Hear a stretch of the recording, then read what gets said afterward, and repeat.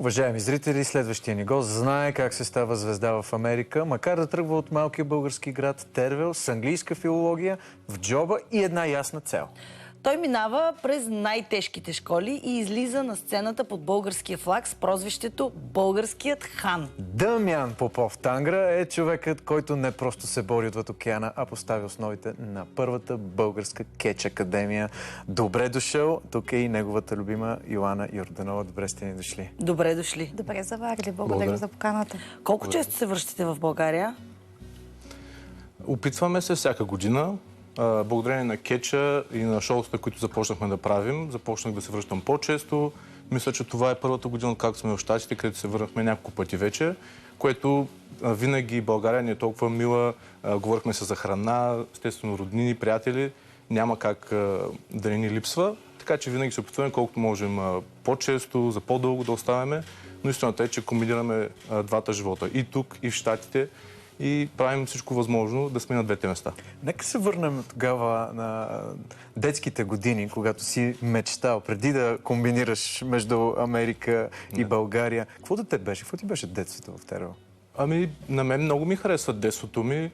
Сещам се, когато бях може би на 7-8, тогава за първ път се сблъсках с кетча. Просто така гледах, сещам се Скалата, Ледения и точно по BTV, когато беше златната ера на кетча. Сещам се първи клас, голям сбежочасие в големия коридор. Кейн. Да, Грубаря Кейн, всички големи имена, Трите Хикса. И те казват, не пред това от дома си. По-нататък почнаха да казват, не пред това и в училище, защото в училище в голямото сбежочасие ставаше едно голямо меле, някои скачат, падат, но като цяло не се наранявахме, кой знае колко много, продължавахме си. А ти правиш ли мелета в училище? Правих малко мелета, но мисля, че бях по-послушен, така си мисля. Но много се радвам за детството ми, защото беше преди социалните мрежи и успях така да бъда навън, да бъда активен и след това пък като навлязах в социалните мрежи да започнем с компютърните игри и тези неща онлайн. Но мисля, че беше едно много хубаво детство. А кога замина за Америка и защо реши точно там да отидеш? За Щатите и двамата заминахме 2014-та. Моя личен избор да отида там беше точно да следва моята детска мечта. Малко преди да замина, когато вече завършвах моето образование в Тервел, си помислих дали мога наистина това нещо да се осъществи, дали мога да бъда кичист. Как се случват нещата, какви са стъпките и както знаем, и Холивуд е в Щатите и много големите продукции, също така и сърцето на кетча е в Щатите. Направих си така един разбор на стъпките, които трябва да поема и първа стъпка всъщност беше как стигна там.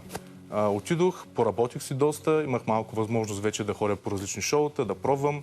Бях на проби в една школа в Атланта, където главният треньор е Air Fox, харесаха ме и вече така с течение на обстоятелствата успях да се завърна там и лека по лека започна да занимавам с това. Всъщност това цял един свят и да ски много стъпки. Сега ще минем подробно по стъпките, които си преминали и трудностите, разбира се. Каза, заминахте заедно.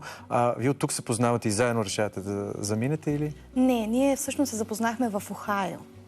Просто случайно в една и съща година точно така. Да заминете? Случайно стана така, че ние се запознахме и на двамата ни беше първа година в Охайо. Известно време бяхме само приятели, много сме си помагали, много сме се подкрепяли и по-късно, след няколко години, това вече прерасна и в нещо повече. Романс. Да. Искаш да сме само приятели? Къде? Аз ти предлагам да си останем с теб само Ние ще останем даже не приятели, колеги. Колега. Да, и даже сега, май месец тази година, ние се оженихме, вече официално дигнахме сватба с роднини, дойдохме си тук. Благодаря. Получи се много забавно, бяхме в Габровския край и така. И всъщност ти от първите му стъпки следиш неговата кетч кариера. Да. Аз съм там и колкото мога съм го подкрепяла и съм била до него в лесните и в трудните моменти. Разкажи малко повече за кетча. Много е зрелищно, изглежда много интересно отстрани. Какъв процент е театър, какъв процент е истина и колко е опасно всъщност за участниците? Добре, много хубав въпрос. Мога да дам следния отговор. Също така съм тренирал бойни изкуства. Тренирал съм муай-тай и джиу-джитсу 2 години, дори повече от 2 години. И ако го сравня с 2 години тренировки в кетча, имах в кетча може би тройно или четворно повече контузии. Има елементи, които естествено виждате големите шоута, има пиротехника, има големи екрани и така нататък. Има си този елемент, но една стъпка в грешната посока означава много сериозна контузия. За съжаление съм виждал такива контузии, които прекратяват кариери. Виждал съм и по-малки контузии. Значи на дърво аз съм бил късметлия от към контузиите, но всичко може да приключи на мига. Какви контузии си виждал? Какво се е случвало пред очите ти? Ами виждал съм крайните да се огъват по начин, по който не трябва да се огъват. Виждал съм как, за съжаление, едно момиче на тренировки, коляното й се завъртя в друга посока, веднага скъсани връзки, всякакви такива неща. Повече не се занимава с кетч, щупени вратове, вече по-малки неща от към щупени зъби, пръсти. Но продължаваш, значи, ако можеш. Здобих се с желанието да ми покажеш някой хват, да те слушам. Също да, аз шегувам, но можеш ли да ми покажеш нещо? Мога, ако искаш, може нещо да направим. Ето, аз като човек, който грам не разбирам от кетчи, не знам хватки, бойни изкуства съм тренирал, но това няма предполагам нищо. Значи да внимавам. Нищо общо. Аз по-скоро да внимавам. В принцип, много от мачовете започват с... тук да не разбера. Добре. Коледата ще може. Да, много хубав декор. Много от мачовете започват с такъв захват, лявата ръка е във врата. Така. Дясната е на лакъка. Така. И първо тук вече може да мина във. Така, и тук вече ми се обръща всичко и ми изваждаш рамото. Тук вече може да се случи. Мога да мина тук. Мога да мина тук. И вече нещата могат да станат... А то като вода. Нещо по-ефектно, примерно, с размятане. Размятане ме не се притеснява. Колко живота ме е размятал. Имаме позволението. Колега, има ли позволението? Имаме позволение. Добре. Щом се да те размятам.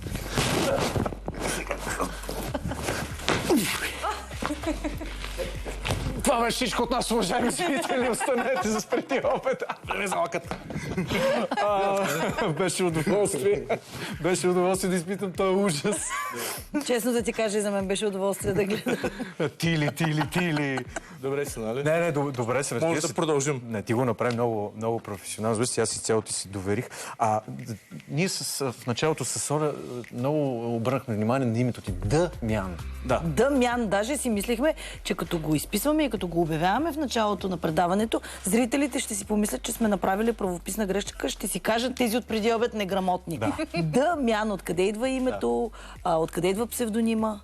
Грешката е правилна. Моето по география обиждаш това да го казва. Така че да, за мен, нали, всички имена Дамян с А са ми странни, защото цял живот си гледам моето име.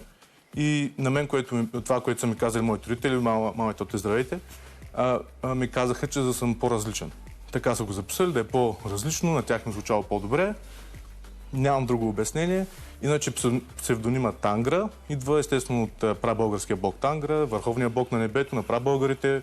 Комбинацията Дамян и Тангра е уникална, поне когато си правих различни там разглеждания в интернета. И мисля, че е нещо, което след много шоута и много различни участия се утвърдило и вече се свързва с мен и с моите изяви, което... Българският хан. Лека по лека стигна до това. В началото бях само Дамян Тангра, не знаех какво се случва, просто се появях, бях щастлив да съм на кетч-шоута. Но лека по лека си създаваш образ, виждаш кое работи, кое не работи. Българският хан бях доста голям късметлия да измисля този образ.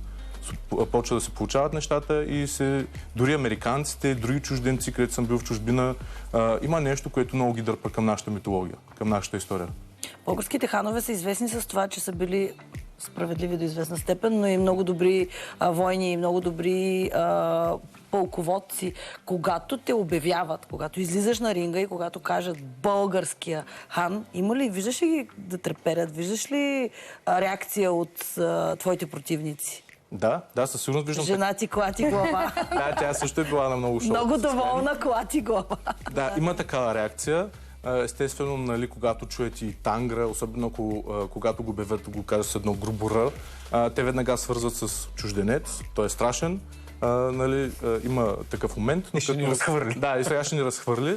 И отделно моят стил в кетча е много груб. С много удари, с много ритници, хватки, ключове на ръцете, на ставите, на краката. И мисля, че събужда страх в опонентите, но за едно ще съм сигурен, че събужда респект. Ако може и би трябвало една цяла нация, която е мажат с ракия, трябва да ги е страх от нас. Ела тук, бе, ела тук. Каза, нали си се вдъхновява много от Скалата, от Грубари, от Кейн. Виждал ли си с някои от тези легенди? Да, с Скалата имах честта да се видя. Заедно бяхме на една голяма бизнес конференция в Майами, ако не се лъжа. И там имаше възможност Скалата да говори с някой човека, като ние бяхме... мисля, че се работихме за късмета всъщност. Бяхме първите на опашката и той говори с 3 от 6000 човека. Аз бях първият човек, с който той говори. Даде ми много хубави съвети, похвали българската титла, шампионската титла. И като цяло беше много интересно, защото знаем, че той е човек, с който много трудно може да имаш достъп до него. Даде ми изключително добри съвети, не само в кетча, но и въобще и в живота. И наистина с него с трите хикса. Трите хикса така имаше момент, в който ме изгледа отгоре до долу, защото имах участие в тяхната школа тогава, в NXT. И ме избраха за една сценка, където трябваше да ми отрежат косата. Аз знаех, че Йоана няма да е наред с това. Казах, не мога да ми отрежат косата и затова ме набиха. Не мога, жената не е съгласна. И затова ще те бием. Колко е страх от жената, отколкото от тях. Отколкото трите хикса. Има ли публика българска, която идва на кетч мачове и има ли реакция, когато излезеш с българския флаг на ринга? Да. Отново, като когато живеехме в Атланта, някои от моите колеги и моите приятели там дойдоха на много от нашите шоута, така че дори американците, аз раздавам малки знаменца, те ги вземат, започват да развяват нашия трибагреник. И това е много готино, много хубаво. Дори един от бъдещите регени, Марин, ние сме добри приятели с него, Йоан също е приятел с него и той беше на едно от нашите шоута, така че здравей. И като цяло, дори в Южна Каролина, като бях, късметлия съм, че наистина българските общества, особено в щатите, когато правят шоута в различни щати, се обединяват, мисля, че им се дава едно добро усещане и това е много хубаво, много мотивиращо е. А твой страничен поглед? Защото той е по-врял екипел вътре, а ти имаш възможността да се отстраниш. Да, аз съм точно така инкогнито в страни, нали? Аз не обичам да съм там най-отпред, както повечето жени, нали, да са до ринга да го подкрепят. Аз обичам така отстрани да наблюдавам. И чувството е прекрасно да бъдеш този човек в сянка, който, нали, можеш да подкрепяш своята половинка по този начин и да видиш хората колко много му се възхищават. Нали, той с много интересна музика си е избрал за неговото излизане и когато тези звуци започнат да звучат, получаваш нали, goosebumps, както казват американците, настръхваш. Толкова е тежко, толкова е силна емоцията и можеш да го видиш и в очите на тези американци, на тези хора, които са там. Които много от тях не са изпитали нещо подобно. Тяхното чувство за идентичност е по-различно от нашето. И е много интересно да видиш как се възхищават на тази националност, на нещо различно и въпреки всичко имат и някаква любов към това, имат някакъв интерес.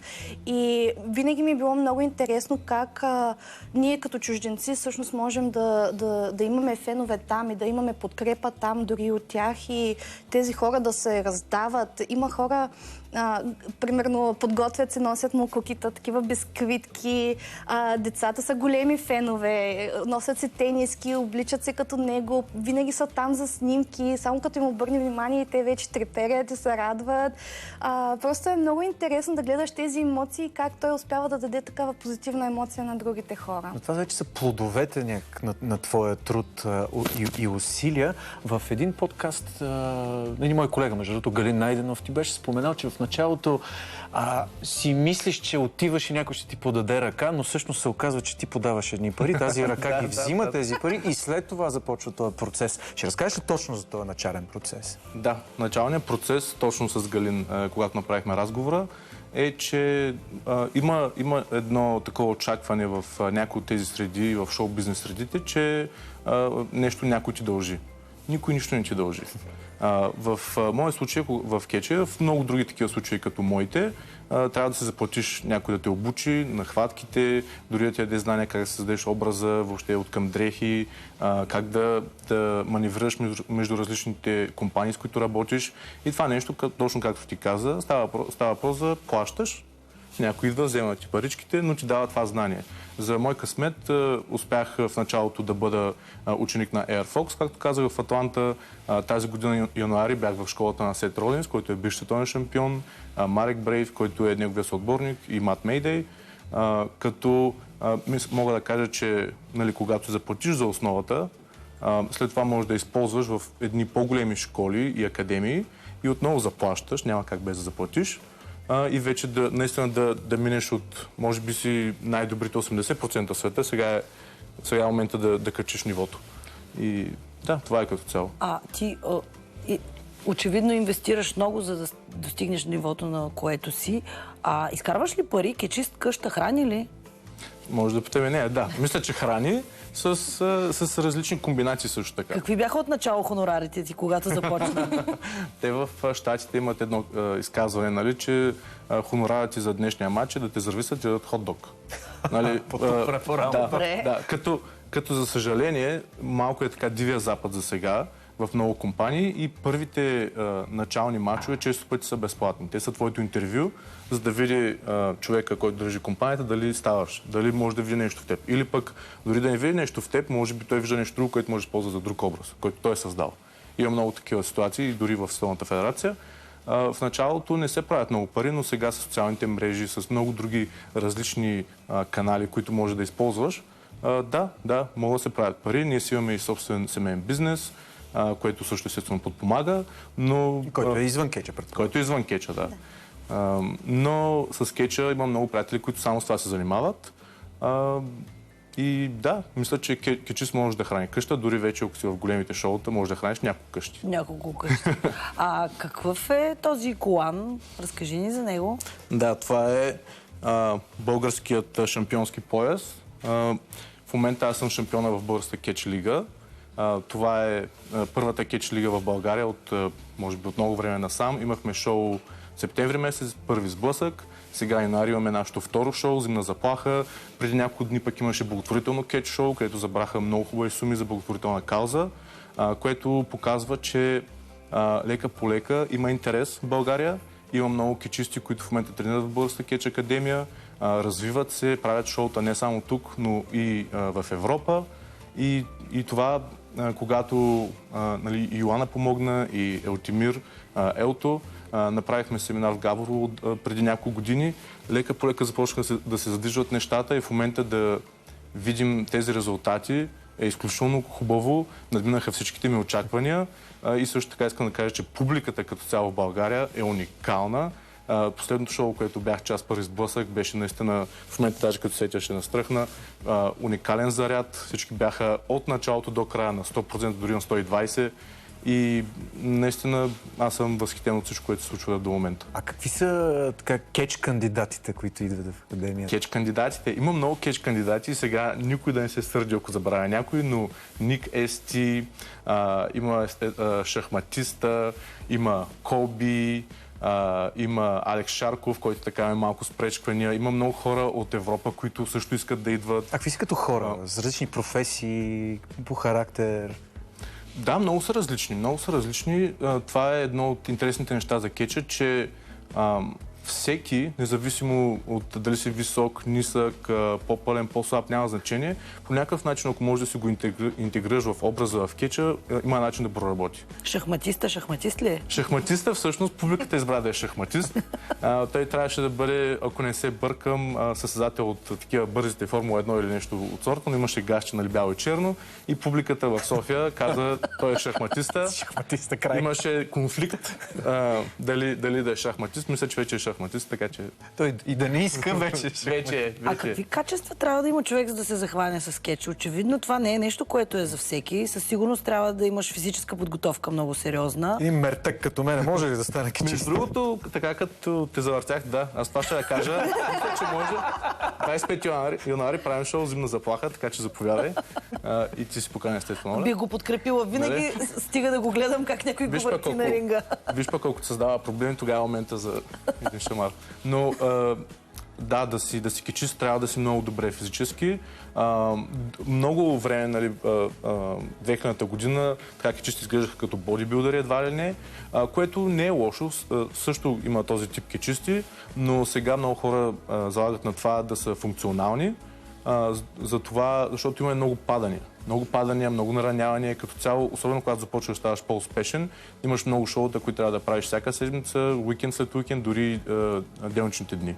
И те дори казват, че един кетч матч се равнява на катастрофа с повече от 40 км в час, ако не се бъркам. Така изглежда отстрани. Да. И тялото ти свиква, но това не означава, че е лесно. И по-скоро трябва да наблегнеш как да правиш нещата без себе си да нараняваш толкова много. И след това вече, естествено, за телевизионните предавания, за големите шоу трябва да изглеждаш добре. Но пък има много големи разлики. Има грамадата до Рей Мистерио. Единият е много по-нисък, другия е много по-голям, вече по-едър. Зависи какъв ти образ и какво работи за теб. Има ли бъдеще кетчът в България? Ти спомена няколко пъти тази кетч академия. От колко години съществува тя? Какви са плановете? Как този спорт се развива в България? Откъде намирате хора? Да. Кетч академията е вече от повече от година. Тук в София, като има трениращи всяка седмица. И Елто е човека, който е зад кетч академията. Той не обича да бъде споменаван, но трябва да бъде споменаван. Като имаме моменти, когато самите ни кетчисти тренират другите, които са по-напреднали. Също така, през повечето време каним кетч треньори, които са от Европа, дори от Латинска Америка, от Щатите също така имахме някои треньори. Дори до година идват някои треньори, които са треньори в най-големите организации и са световно известни, особено в кетча, дори в цял свят бих искал да кажа. И в момента с гост-треньори повече оперираме и от време на време с наши най-напреднали кетчисти тренират следващите кадри. И за мен има бъдеще, да. Се питай за жените, има ли място в кетча? Това си мислих винаги. Той ми чете мислите по време на интервюта. Има много атрактивни, всъщност, състезателки, има много атрактивни жени. Аз си признавам, че от двете по-интересно ми е да гледам кетч между жени. И в България имаме ли жена кетчистка? Имаме ли такива в академията? В момента мога да обявя, че имаме няколко, които са кандидатки да станат първата българска кетчистка. Имаме няколко момичета, които тренират, много усърдно тренират, много добре се развиват. Отнема си време. Когато аз започнах да тренирам, ми отнема може би 2-3 години, докато направя първия си матч. Аз мисля, че те ще развият по-бързо дори от това, но отнема си време и съм сигурен, че много скоро ще започнете да наблюдавате първите български кетчистки. Всичко бих дал ти в едно трико на кетчистка. Едно костюмче. И да раздаваш правосъдие. От предателите качулката. Образът е готов. Праведната. Добре. Ето, брат, да е създаден. Казахте, че минаха няколко събития. Какви събития предстоят? Да, за сега единственото събитие, което е обявено, е зимна заплаха. Януари месец, може би очаквайте някои други неща да бъдат обявени, но на 25 януари зимна заплаха. Там ще защитавам титлата. За сега не знам също кого, но много хора искат да я вземат. С нашото първо шоу разбихме много рекорди. Разпродавахме първото шоу един месец преди да се случи. Тоест има публика, има интерес. Има публика, да. Има публика и то така много запалени. Да, много запалени фенове. И тя ще е за първ път на българското шоу тук. И си мисля, някой нещо иска да каже.